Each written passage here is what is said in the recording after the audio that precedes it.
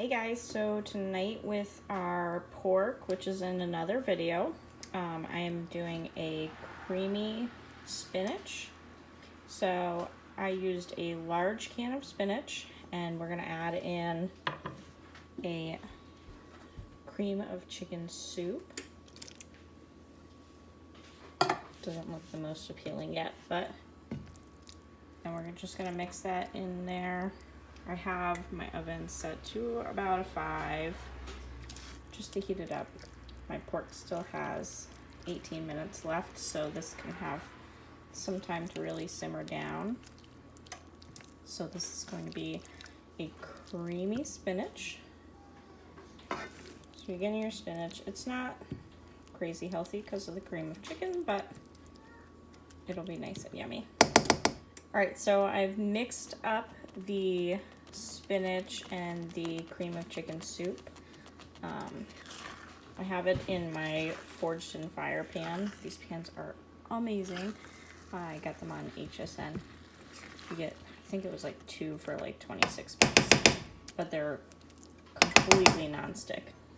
So we're gonna add a little bit of salt, not a lot. You can add it to your plate after. Some black pepper. And I'm gonna add some onion powder. And some ground turmeric. It's great for like your muscles and stuff. So we're gonna mix that all together and we're still letting this cook. I might turn it down a little bit, maybe from a 5 to like a 3, just while we still have a lot of time on our pork, about 15 minutes left on the pork. So I'll let this simmer down. It'll be kind of like, you know, one of those dips. So it's warm and gooey and yummy.